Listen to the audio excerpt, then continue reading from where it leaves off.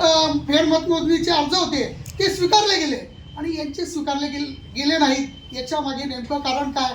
असं काही अधिकाऱ्यांना सांगण्यात आलं होतं का की सत्तेतल्याच लोकांचे स्वीकारायचे, बिगर सत्तेतल्या लोकांचे स्वीकारायचे नाही, अपक्षांचे स्वीकारायचे नाही, असे जो दुजाभाव झालेला आहे किंवा अपार्शल भूमिकेतून जे यांनी काम केलं आहे, यामुळेच ही पत्रकार परिषद घेण्यात आलेली आहे. त्याच्यानंतर बबन आव्हाड यांनी जे गुन्हे दाखल केले, सगळे माझे पत्रकार मित्र तिथे हजर होते. या सगळ्या याच्यात त्यांनी असं म्हटलेलं आहे की आम्ही ईव्हीएम मशीनचा घोटाळा आहे आणि ईव्हीएम मशीन फोडायला आम्ही जातोय.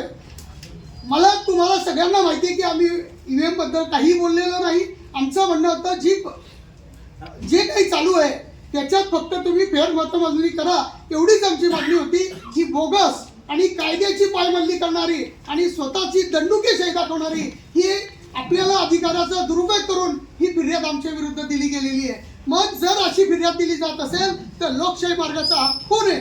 आणि अशा अधिकाऱ्यांना खरं तर तात्काळ निलंबित निवडणूक आयोगाने सुद्धा केलं पाहिजे, जर तुम्ही पारदर्शी निवडणूक पार पाडायची असेल. कारण पुढे ही निवडणूक झाल्यानंतर जिल्हा परिषद निवडणूक आहे आणि जिल्हा परिषद निवडणुकांमध्ये विनय गोसावी सारखे बोगस अधिकारी जर तिथे राहिले तर मला वाटतं निवडणुका पारदर्शी होणार नाही. ह्या कालच्या प्रसंगामुळे पारदर्शी लोक निवडणुकीत उभं राहायला सुद्धा तयार नाहीत.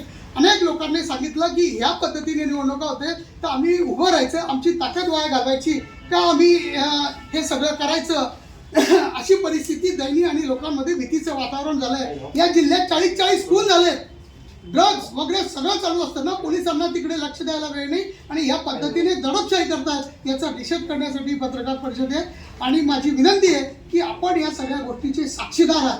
आम्ही जसे जळगाव शहराचे एक नागरिक आहोत, तुम्ही पत्रकार म्हणून सुद्धा या जळगाव शहराचे नागरिक आहात, तर तुम्ही सुद्धा जे सत्य असेल, आम्ही कधीच म्हणणार नाही की खोटं तुम्ही काहीतरी सांगा, पण सत्य एसपींना सुद्धा सांगितलं पाहिजे की लाठीचार्ज पहिले झाला की नंतर काही जे काही 2-4 गोष्टी घडल्या असतील त्या पहिले घडल्यात. जर पोलिस दंडुकेशाही करत असतील आणि विनाकारण लोकांना मारहाण करत असतील तर ते अधिकारी तात्काळ निलंबित केले गेले पाहिजेत. असं कुठेही होताना दिसत नाहीये.